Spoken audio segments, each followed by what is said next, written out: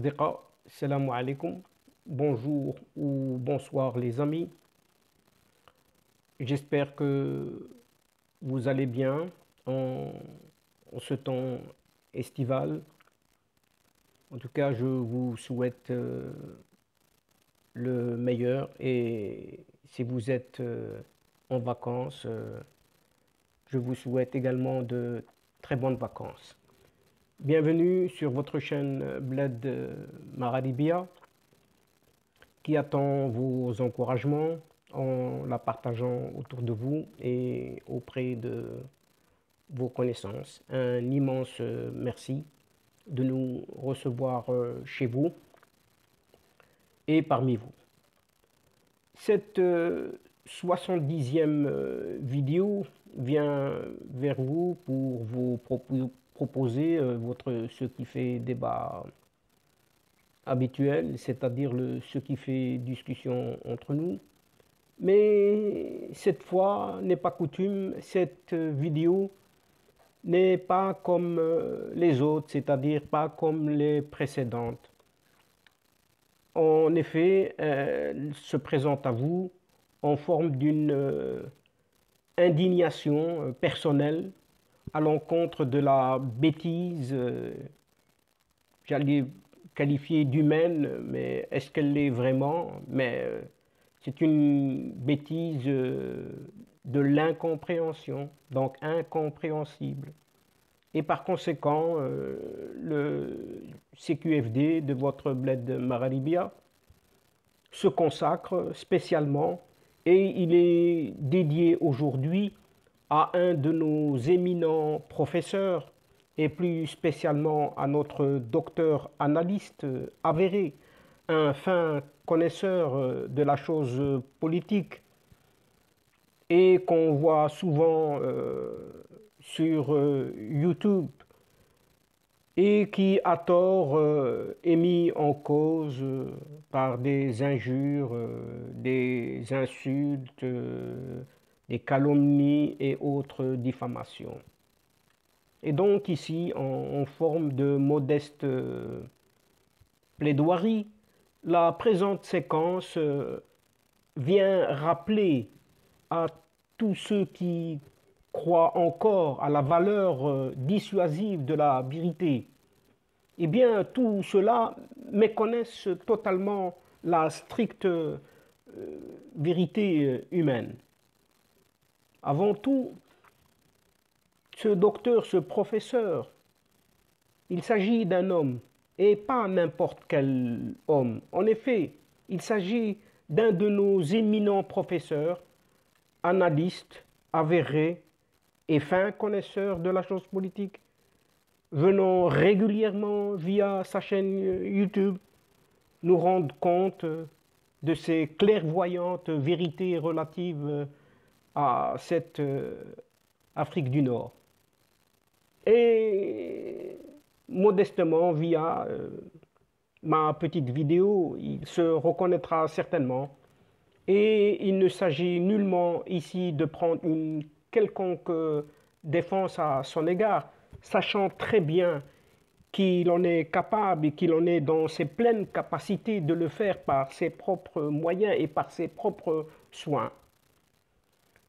Mais parce qu'aucun homme n'est totalement responsable, et parce qu'aucune justice ou autre vérité émanant de cette sacro-sainte liberté d'expression ne peut être absolument faillible ou infaillible, car le mensonge, lui, est moralement inacceptable. C'est pourquoi cet honorable professeur, que l'on peut volontairement classer parmi ces rares acabits aux envergures intellectuelles immenses, telles qu'il ne faut certes pas les laisser abîmer par des moins que rien.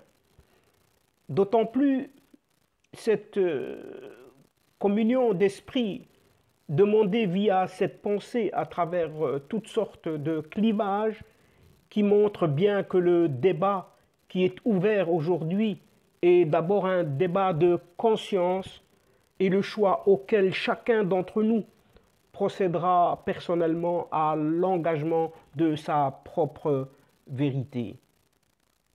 Examinez tout simplement ce qu'est cette vérité et regardez-la bien, parce que c'est méconnaître délibérément à la fois l'esprit et la lettre de l'honnêteté, et c'est par une fausse habileté refuser de se prononcer publiquement ou non, par peur de l'opinion publique, c'est-à-dire d'autrui. Mais en vérité, la question de la vérité est simple pour qui veut l'analyser avec lucidité. Et elle ne se pose pas en termes de dissuasion, ni même de méthodologie éducative, mais en termes de choix moral ou peut-être de choix tout simplement délibéré et personnel. Partout dans le monde, et sans aucune exception, où triomphe la dictature et le mépris des droits de l'homme, partout y trouver inscrite en caractère sanglant le mensonge, rien que le mensonge et toujours le mensonge. Mais ce partage du monde ne résulte pas d'une simple coïncidence, mais exprime une corrélation de proche voisinage, tout près, à nos frontières, et c'est pourquoi quelques personnes, un nombre infime que l'on peut compter sur les doigts d'une main, dans une dictature, aux caporaux, de vieux caporaux, qui ont seuls le droit de dire « celui-là doit vivre et celui-là doit mourir ». Et le choix qui s'offre aux consciences est donc clair, c'est tout simplement la vérité, mais qui est malheureusement bafouée et refusée par tous ceux qui injurient nos intellectuels, dont le seul tort est d'annoncer cette vérité toute avérée. Car cette vérité tue. Et oui, elle tue.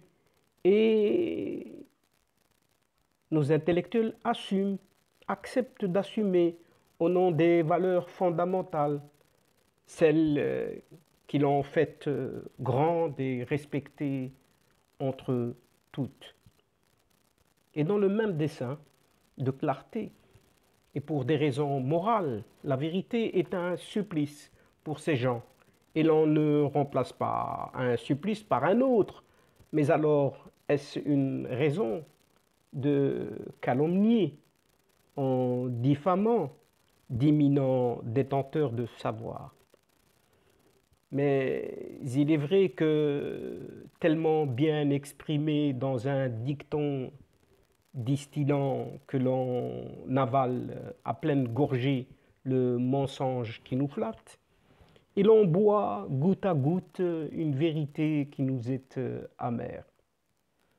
Personnellement, je me sens, ou plutôt je me ressens ici et maintenant en cette situation de calomnie et autres diffamations, en une parfaite plénitude de défense envers nos illustres savants.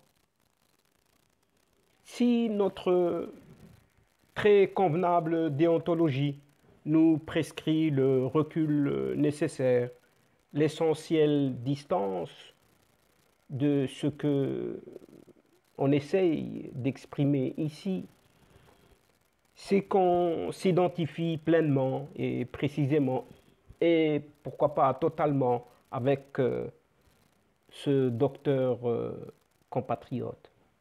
Ce monsieur, un immense monsieur, tout le temps insulté, tout simplement parce que ce professeur universitaire nous annonce et nous enseigne des vérités dans chacune de ses interventions via sa chaîne, mais aussi même lorsqu'il est invité sur des plateaux de radio-télévision. Et justement, à travers ces précieuses analyses dont nous nous inspirons avec une grande fierté pour nous en aspirer, tantôt en vérité profonde, tantôt en événements et autres faits d'actualité de cette même région maghrébine. Et s'il lui est consacré, ou plutôt témoigné ici, cette solidarité, c'est à l'éloge de la vérité, ou de sa vérité, celle qui rappelle que nous appartenons tous à la même humanité, c'est-à-dire celle qui souligne que nous sommes d'égale dignité. Mais apparemment, ces ingrats, totalement démunis de raison, envers les meilleurs d'entre nous, tous montrent et démontrent amplement qu'ils ne font décidément pas partie de notre monde. Ce qui est impressionnant dans les esprits de ces gens n'est que violence enrobée de mensonges, engendrant la haine du voisin autrui en tant que voix au chemin guidant la voie, et en tant que voix, parole au langage de sagesse. Tout simplement, ce que le maître, c'est-à-dire ses docteurs, ses professeurs, ses analystes, leur annonçant tout simplement une vérité qui leur fait douloureusement mal, je dirais même très mal. Parce que cette même vérité n'est pas toujours bonne à dire, car dite seule et isolée, elle peut conduire à l'erreur et à de fausses conséquences. Mais toutes les vérités seraient-elles donc bonnes à dire si on les disait tous ensemble et si l'on avait une égale facilité que ces professeurs, que ces analystes, que ce docteur, de les persuader tout à la fois à ces insultants énergumènes. Mais il est clair que toute vérité ne serait pas forcément bonne à dire, quel que soit le contexte, puisque la vérité est une vertu, certes, mais la générosité en est une également, et parfois dire une vérité pourrait être préjudiciable à celui qui l'entend, ce qui est le cas de ces ingrats, car elle pourrait lui faire ou leur faire une peine utile, mais aussi inutile, et l'entraîner ou les entraîner à des actes qui ne pourraient que leur nuire ou les nuire à ces gens. Mais les ennemis de nos professeurs, de notre docteur ici, aiment bien baigner obstinément dans l'ignorance et le mensonge, au fin de provoquer l'indignation et la violence dans ma colère devant vous. C'est sans doute pour cela que les mots prononcés par ce docteur, professeur et analyste à ces heures de détente sont douloureux et chargés de sens dans ces malheureuses ouïes, aux oreilles injurieuses du savoir, tout en rejetant la véritable culture, ou à contrario, ces gens adorent les faits manipulés et souvent inventés à leur gré ou à leur guise. Et pourtant, chacun d'entre nous a le devoir et la responsabilité, en tant que citoyen, de défendre la vérité et de combattre les mensonges, ce qui est logique. Et si les mots de ce professeur analyste sonnent si justes à nos oreilles, c'est parce que nous portons en nous l'intuition que ce qui est vrai fait du bien et peut rassembler les hommes et les femmes en sauvegardant la paix et la justice. Alors que le mensonge divise, provoquant haine, violence ce qui est plébiscité par ces mêmes ennemis. Mais d'où vient cette intuition ou cette mauvaise foi bien ancrée au plus profond de leur âme et quelle en est la signification?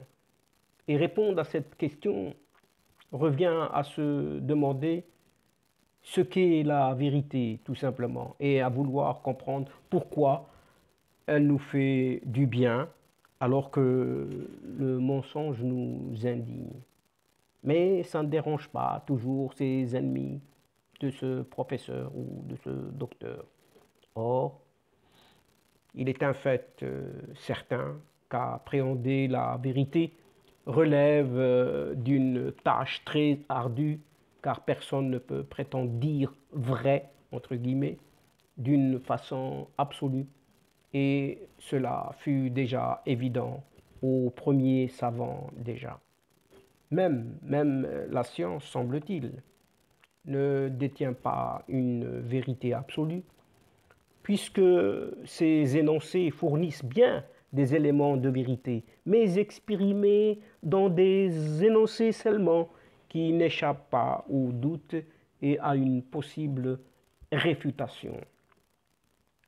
Cela étant, la science et les savants nous apprennent quelque chose à propos de la vérité, le fait que le vrai répond à nos besoins de comprendre la réalité de façon objective et à notre désir d'accéder à un savoir universel qui soit partageable et dispensé par nos précieux professeurs tels que ce célèbre docteur analyste, tellement haï par quelques ennemis venus de ces pays de l'Est, autrement dit de cette Algérie moribonde, et qui n'ont finalement rien compris aux choses de la vie. Justement, en ce qui concerne ces bonnes choses de la vie, voilà comment personnellement on peut entrevoir quelques façons de dire à ces individus agités qu'ils sont tout simplement de sombres abrutis, sans toutefois leur proférer un seul mot vulgaire. Ce n'est pas dans notre éducation, ni dans notre comportement, ni moins encore attitude. C'est parce que, au final, c'est quand même sacrément plus efficace et plus classe que d'être vulgaire. Bon, autant le dire tout de suite, il n'est pas incité ici à chercher des embrouilles et à les disputer avec le premier venu, mais étant prêt à mettre sa main à couper qu'un jour, ces injurieux ont été poussés, obligés de tolérer les situations affreusement agaçantes ou même simplement d'un individu qu'ils ont du mal à supporter pour des raisons qui les concernent.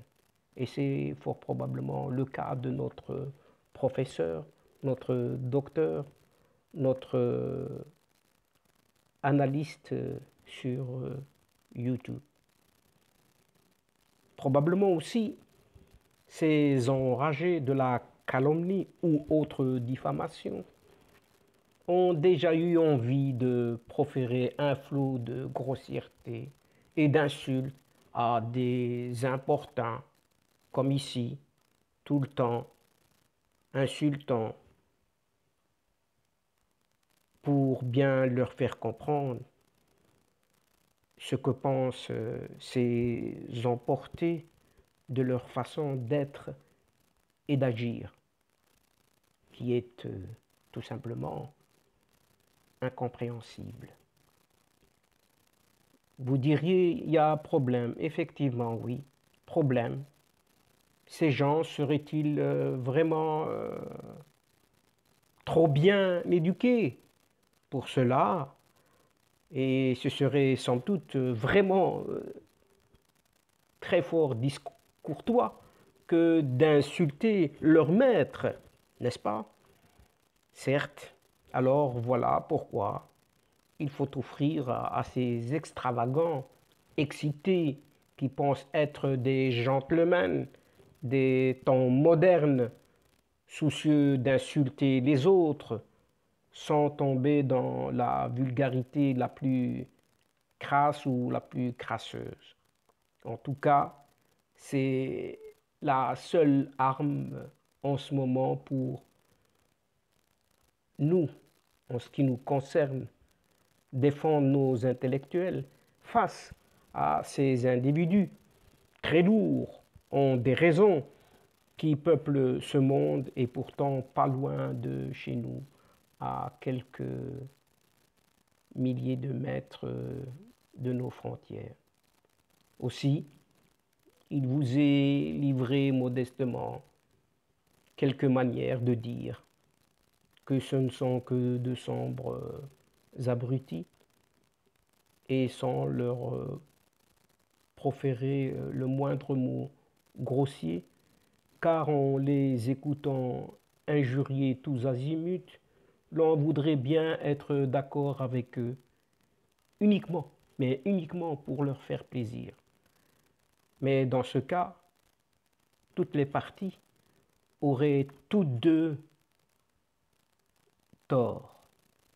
En effet, à l'écoute de leurs insultes, nos fameux docteurs, prestigieux professeurs et autres fins analystes de la chose de la vie ont déjà entendu souvent des choses bien pires de la part de personnes beaucoup plus intelligentes et bien meilleures qu'eux en tout domaine. Ils sont certainement sans savoir qu'ils sont aussi brillants que des trous noirs, plusieurs fois plus lourds, et ils ou elles ne sont vraiment pas assez beaux ou belles pour pouvoir se permettre d'être aussi bêtes, car ils ou elles font pitié et le monde a de la peine pour eux. Et elles ainsi que non seulement pour eux, mais pour elles, et ainsi que pour tout leur pays, malheureusement. Et pourtant, en ce qui me concerne, moi personnellement, et très modestement, je ne sens et je ne ressens absolument rien pour ces gens-là. Et est-ce qu'ils se rendent compte que les gens ne font que les tolérer? Et pour ma part, je crois à l'équilibre de toute chose dans ce monde. Mais sincèrement, ils sont pour moi un mystère. Et surtout, je n'arrive pas à voir quelles qualités qu'ils peuvent bien avoir pour compenser une telle attitude totalement délabrée en éducation.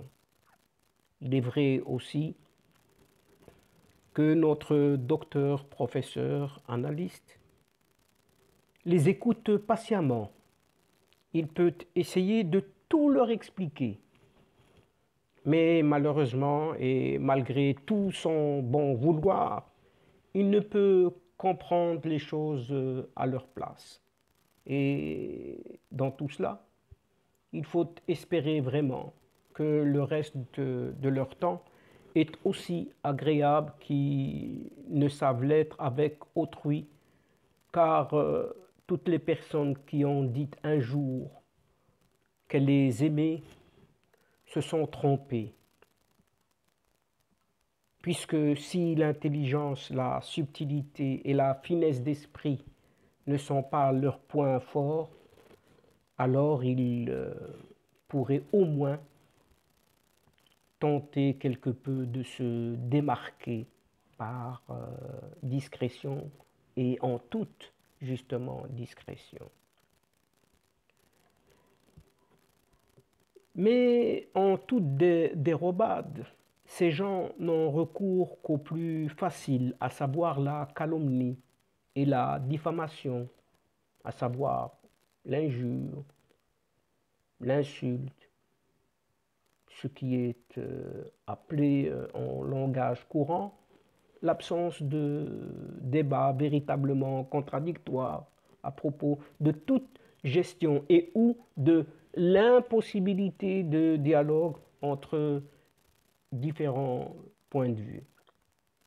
Et donc en l'absence de débat, on peut les appeler maintenant ici, pour ma part, ces vauriens, sont peu ou prou fracturés en bulles, entre guillemets, incapables de discuter avec les autres et au même titre que la prise de défense de l'intégrité territoriale du royaume marocain.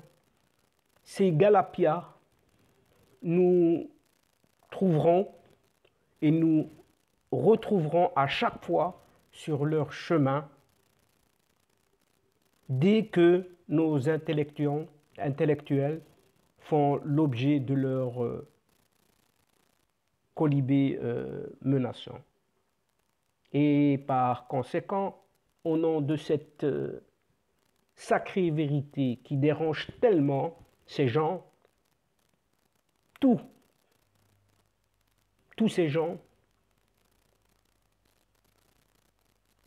je demeure et j'attribue mon solidaire soutien à ce docteur et professeur des universités qui se reconnaîtra à travers cette modeste et brève description, car nous sommes